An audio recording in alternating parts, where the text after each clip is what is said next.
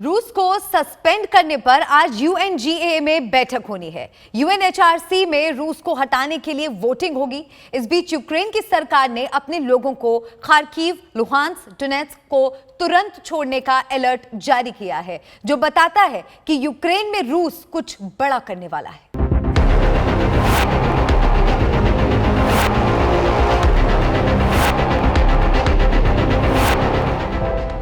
रूस ने यूक्रेन की राजधानी कीव पर कब्जा करने की कोशिश के दौरान पड़ोसी शहर बूचा में भयानक तबाही मचाई। रूसी सैनिकों को बूचा में जो भी इंसान दिखा, उन्होंने उसे अपना शिकार बना लिया। सड़कों पर खुले में पड़ी लाशें और बर्बाद हुए टैंक, आर्मर्ड व्हीकल शहर में हुई भीषण लड़ाई की गवाही दे रहे हैं। आज तक की टीम इस समय स्टोइनका के इलाके में है और आप हर ओर देख सकते हैं किस तरह की तबाही यहां रूस और यूक्रेन के बीच जो लड़ाई हुई थी उसमें मची थी।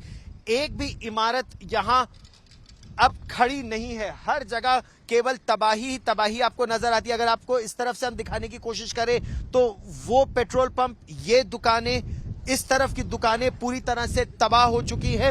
अगर आप सड़क के उस पार देखिए, जो घर है पूरी तरह से तबाह हो चुके हैं और यहाँ पर अभी भी बड़ी मात्रा में विस्फोटक सड़क पर पड़े हुए हैं और जो इमरजेंसी वर्कर्स हैं और आर्मी के इंजीनियर हैं वो उन बमों को निष्क्रिय करने का प्रयास कर रहे हैं। यूक्रेन के राष्ट्रपति जेलेंस्की जब बूचा का हाल जानने पहुंचे तो उनकी आंखों में आंसू आ गए।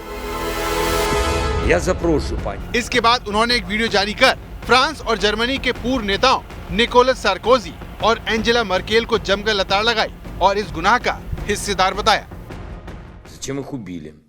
मैं मिसेस मर्केल और मिस्टर सार्कोजी को बूचा आमंत्रित करता हूं, ताकि वो देख सके कि रूस को छूट देने से क्या हुआ है। वो यहाँ आकर देखें कि यूक्रेन के लोगों के साथ कितना अत्याचार हुआ है।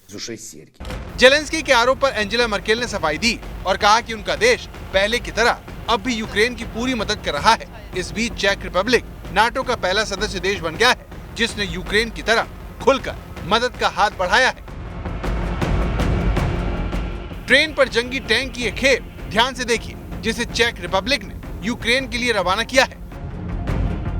यूक्रेन की राजधानी कीव से सिर्फ 200 किलोमीटर दूर टैंक और तोप की बड़ी खेप अगले चंद घंटों में यूक्रेन की राजधानी कीव पहुंचने वाली है। अब तक नाटो देशों ने एंटी टैंक और एंटी एयरक्राफ्ट मिसाइल जैसे छोटे हथियारों का ऑफर तो यूक्रेन को दिया, लेकिन टैंक, फाइटर जेट और अन्य भारी हथियार उसे नहीं दिए।